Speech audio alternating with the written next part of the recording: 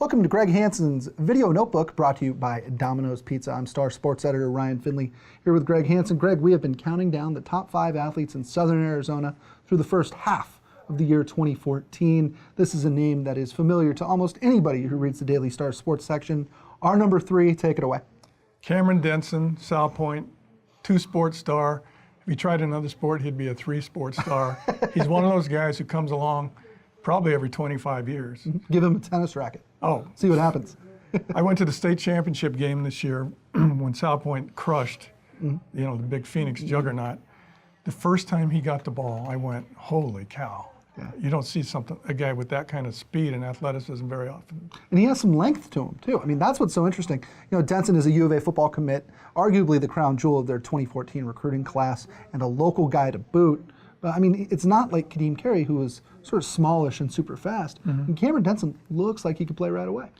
I remember when Daniel Gaiona was debating who to make as the city's basketball player of the year.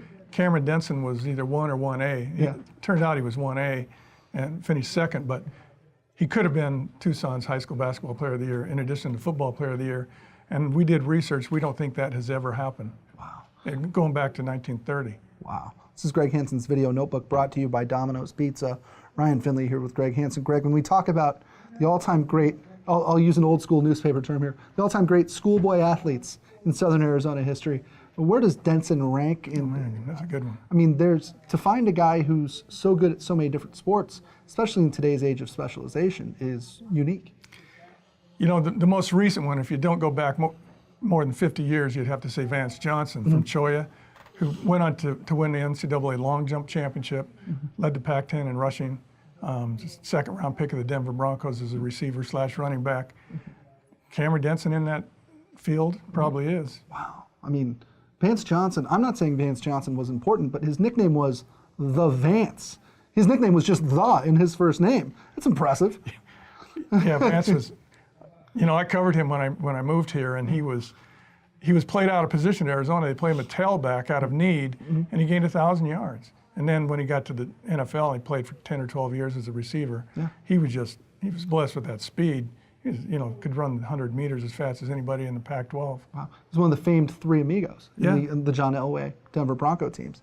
I mean, even more recently, you can look at somebody like Kadeem Carey, who ran track and also played football and was clearly the best football player in the state of Arizona. I mean, even Adam Hall. Oh, yeah. I mean, Adam Hall was bigger, stronger than most high school football players we saw a couple years ago, too. It seems like kind of slowly but steadily Tucson's producing top-level football talent. Maybe no more than 2 or 3 guys a year. It seems as if that talent pool is getting better every year. But it goes in cycles. I've been here long enough to see it. In the late 80s and early 90s, Tucson produced Michael Bates, Marion Bates.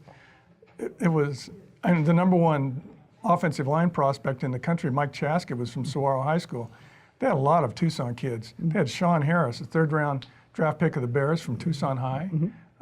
Tucson was rolling then. Right, and you even get into the early 90s. You have Mike Safer, you have Brian Polly Dixon, who played at UCLA. Yeah. It's a good crowd. Greg, what do you think Cameron Denson's role is going to be in his freshman year at Arizona? That'll be probably one of the top 2 storylines in football training camp after who's the quarterback. Yeah. It's going to be where is Cameron Denson playing. Rich Rod will be able to diffuse that right away if he wants and said he's my guy on offense, because I know the defensive coaches want him to be a shutdown cornerback. I mean, who has shutdown cornerbacks? Yeah. If he can be one of those, use him there. Well, it's really interesting. I think you could see him play both, because the easiest position to learn, I think, jumping from high school to college is wide receiver, especially the way Arizona's receiving tree works, or their route tree. It seems fairly simple. Probably the toughest position to learn going from high school to college is corner.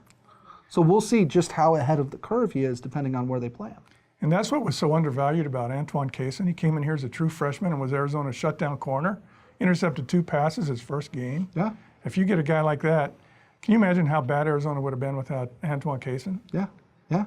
So maybe if Cameron Denson can fill a role like that, Arizona could move up a few spots in the pecking order. Absolutely. Can you believe the football season is only a couple of months away? I'm looking for clouds outside. That'll be the first tip. That'll be the first tip. Well, it's got to cool down about 30 degrees before we can safely start talking about football. For Greg Hansen, I'm Ryan Finley. This is Greg Hansen's Video Notebook, brought to you by Domino's Pizza.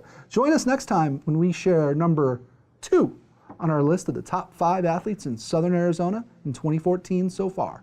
At Domino's, we're slowing down to make our handmade pan pizza the right way, taking our time to hand press the fresh dough into the pan, adding 2 layers of cheese, and slowing our ovens down to get the crust golden and crispy. So try a Domino's handmade pan pizza with 2 toppings for just $7.99.